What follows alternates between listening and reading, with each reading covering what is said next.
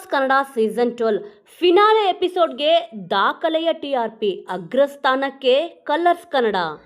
Big boss Kannada season 12ರ finale ನಡೆದು ಕೇವಲ ಕೆಲವೇ ದಿನಗಳು ಕಳೆದಿದ್ದು ಗಿಲ್ಲಿ ನಟ ವಿನ್ನರ್ ಆಗಿದ್ದಾರೆ. ಇದೀಗ ಬಿಗ್ ಬಾಸ್ ಕನ್ನಡ ಸೀಸನ್ 12ರ ಕುರಿತು ಮತ್ತೊಂದು ಮಹತ್ವದ ಸುದ್ದಿಯೊಂದು ವೈರಲ್ ಆಗುತ್ತಿದೆ. ಈ ಬಾರಿ ಬಿಗ್ ಬಾಸ್ ಕನ್ನಡ ಸೀಸನ್ 12ರ ಫಿನಾಲೆ ಎಪಿಸೋಡ್ ದಾಖಲೆಯ ಪ್ರೇಕ್ಷಕರನ್ನು ಕಂಡಿದೆ ಅಂತ ಹೇಳಲಾಗುತ್ತಿದೆ.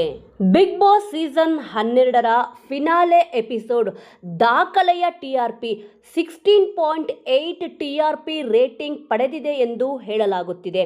ಈ ಬಗ್ಗೆ ಸೋಷಿಯಲ್ ಮೀಡಿಯಾದಲ್ಲಿ ಭಾರಿ ಚರ್ಚೆಗಳು ಕೂಡ ನಡೆಯುತ್ತಿದೆ.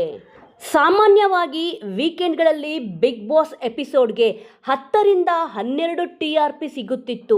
ಆದರೆ ಫಿನಾಲೆ ಎಪಿಸೋಡ್ ಮಾತ್ರ ಭರ್ಜರಿ ಟಿಆರ್ಪಿ ಪಡೆದುಕೊಂಡು ಗಮನ ಸೆಳೆದಿದೆ. ಇದಕ್ಕೆ ಮುಖ್ಯ ಕಾರಣ ಗಿಲ್ಲಿ ನಟ ಎಂದರೂ ಕೂಡ ತಪ್ಪಾಗಲಾರದು. ಗಿಲ್ಲಿ ನಟ ಕಪ್ ಎತ್ತೋದನ್ನು ನೋಡಲು ಎಲ್ಲರೂ ಕಾದು ಕುಳಿತಿದ್ದರು. ಹೀಗಾಗಿ ಒಳ್ಳೆಯ ಟಿಆರ್ಪಿ ಸಿಕ್ಕಿದೆ ಅಂತ ಹೇಳಲಾಗುತ್ತಿದೆ. ಕಲರ್ಸ್ ಕನ್ನಡ ವಾಹಿನಿ ಜೀ ಕನ್ನಡ ವಾಹಿನಿಯನ್ನು ಹಿಂದಿಕ್ಕಿ ನಂಬರ್ 1 ಸ್ಥಾನವನ್ನು ಪಡೆದುಕೊಂಡಿದೆ.